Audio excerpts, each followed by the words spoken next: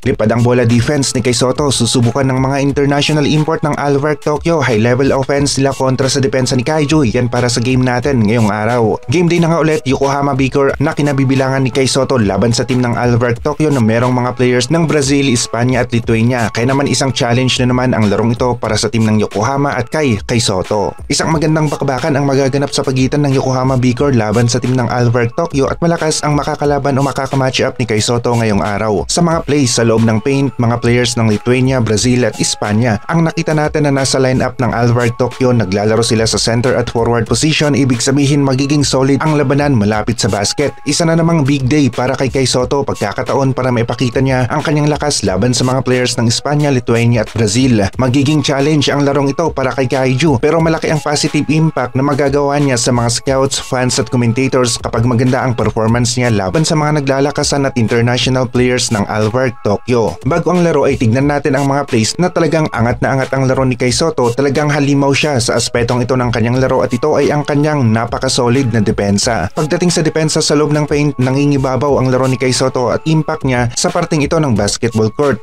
Napaka-solid nga rin. Unang defensive play natin, sapul na sapul ang bola kay Sotto. Maganda ang pag-timing para mabutata ang tira ng kanilang kalaban. Last line ng defense si Kai Sotto, nahuli pa nga ng konti pero dahil sa laki nito nahabol niya sa ere ang bola at nabutata ang tira ng kanilang kalaban. Nagmumukha talagang mababa ang ring kapag si Kai Sotto ang malapit dito. Ganun ulit ang resulta. Kai Sotto na naman ang nakagawa ng block sa play na ito. Hindi maipagkakaila na isang solid at legit na defender si Kai Sotto sa loob ng paint at huling-huli talaga ang tira ng kanilang kalaban. Kita naman nagliliparan ang bola dahil sa block ni Kai Sotto. Dito talagang sinubukan ng import ang depensa ni Kai Sotto. Kinaldag si Kaiju pero Kai Sotto hindi natumba, napaatras ng konti pero yung balanse niya napanatili niya. Na-timingan na naman ang tira ng kalabang import. Sapul na sapul ang bola, isa sa pinakamagandang shot block ng Japan B1 B-League ngayong season na ito. Dito kitang-kita nga rin ang lakas ng malatangke na kamatch up ni Kai Sotto. Talagang napapaatras si Kai pero yung high timing at lakas ni Kai para hindi matumba laban sa bangga ng import ang nanaig sa play na ito. Butata inabot ng import at solid nga rin ang pagkakablock ni Kai sa tira ng kanilang kalaban sa play na ito. Dito tulungan ang mga players ng Yokohama pero nauna na nga si Kai na nakataas kamay at kahit nga sa ganitong depensa ni Kai sa loob ng paint ay naaapektuhan na ang tira ng kanilang kalaban. Walang magandang look sa basket at kapag dumating pa ang help defense ay ganito talaga ang magiging resulta. Napipigilan nila ang opensa ng kanilang kalaban. Lipad na naman ang bola sa eksenang ito. Kai Sotto nahabol ang bola sa ere, sapul na sapul, block ni Kaiju ang panalo sa play na ito. Isa na namang Kaiju defense ang kanyang naipakita. Kitang-kita na solid rin ang depensa ni Kai Sotto sa loob ng paint at nadadagdagan ang mga highlight plays niya sa depensa habang patuloy na naglalaro ang team ng Yokohama. Bigman kontra bigman ang labanan. Sa eksenang ito, import sinubukan ang depensa ni Kai, mintis ang kanyang unang attempt. Rebound sa kalaban pa rin pero sa sumunod na eksena natin, Kai Sotto hindi na pinalusot ang tira, supalpal inabot ng kanilang kalaban. Sa Yokohama pa napunta ang bola. Hindi tsamba ang depensa ni Kai dahil hindi lang iisang beses na nadepensa ni Kai Sotto ang import at dito nga ay good defense ang nagawa ni Kai. Block na nga, steal pa ang sumunod na eksena. Isa nga rin ito sa highlighted na mga play ni Kai Sotto sa depensa. Kitang-kita ang pagkakahuli niya sa layup ng kanilang kalaban. Ipinakita ni Kai Sotto kung gaano kaganda ang kanyang depensa sa larong ito at pagkatapos ng block sa layup ay harapan naman ang depensa. Gustong pwersahin si Kai sa post pero Kai Sotto mas lumalakas nga rin. Hindi na basta-bastang natutumba at sa pagkakataong ito ang kalaban ang natumba. Block ni Kai Sotto, panalo, nakuha pa niya ang bola. Kahit yung Eurostep ng kanilang kalaban, kanya na namang nadepensahan, huling-huli ang tira. Yung tangkad ni Kai Sotto ang panalo sa play na ito. Taas kamay lang sa loob ng paint. Good defense na para kay Kai Sotto at ito nga rin ang nagagawa ng mga matatangkad na mga players sa depensa sa loob ng paint. Dito nahabol ni Kai ang bola, butata ang ibinigay niya sa kanilang kalaban. Marami pang mga defensive play si Kai Sotto bilang isang Yokohama player at masusubukan na naman ang kanyang depensa ngayong araw laban sa high level offense ng Alvark Tokyo. Isang Alvark Tokyo sa leading sa standings dito sa Japan B1 B-League at dahil ito sa kanilang mga international players na mula sa Brazil, Lithuania at Espanya. Mga dekalidad na mga players ang nandito sa Alvark Tokyo kaya inaasahan na magiging isang challenge ang larong ito para kay Kai Sotto dahil high level offense ang kanyang dedepensahan sa loob ng paint. Ito nga rin yung mga laro na kailangan na maipakita ni Kai ang kanyang dominance dahil isa ito sa magiging basehan nga rin ng mga scouts kung gaano siya kalakas at kakonsistent laban sa mga international players na malawak ang experience sa high level competition. Aminado tayo, malakas ang Alvark Tokyo at ang gusto natin umangat o maging angat ang laro ni Kai sa game na ito dahil pwedeng yanigin na naman ni Kai Sotto ang mundo ng mga Filipino basketball fans kapag maganda ang stats niya sa game na ito. Malaking bagay o magiging malaki ang epekto sa laro ni Kai Sotto ang reaksyon ng referee sa mga plays ni Kai kung magiging parehasan ba ang tawag. Yung playing time rin ni Kai Sotto kailangan na habaan rin kumpara last time, at yung mga plays na gagamitin ng Yokohama kung mabibigyan ba si Kai Sotto. Inaasahan na natin ang mas tumitindi pa na Kawamura Kai Sotto combo plays sa game na ito at magkakaroon sila ng magandang connection plays ngayong araw. Nagkaroon ng magandang defensive plays si Kai Sotto sa kanilang mga latest na laro at inaasahan nga ulit natin ang kanyang magandang performance sa depensa ngayong araw na makakatulong rin ng malaki para sa kanilang team na Yokohama. Gaya na lamang ng sa play na ito, walang kawala ang bola, huling-huli sa depensa ni Kai Sotto, at dito naman mula sa likod ang depensa ni Kai at nagawa niyang mahabol ang tira ng kanilang kalaban. Isang solid na block ang kanyang naibigay. Dito Import hindi makapaniwala sa ginawa ni Kai Sotto, butata ang tira ng Import sa play na ito, gustong magpalusot sa referee na goaltending raw, pero sabi ng referee malinis ang pagkakabutata ni Kai Sotto sa play na ito. Isa ito sa pinakamataas na block ni Kai Sotto, nagawa niyang maabot ang mataas na kinaroroonan ng bola. Solid na solid ang depensa. Game day na naman ngayong araw at masusubukan na naman ang laro ni Kai Sotto at ng team ng Yokohama.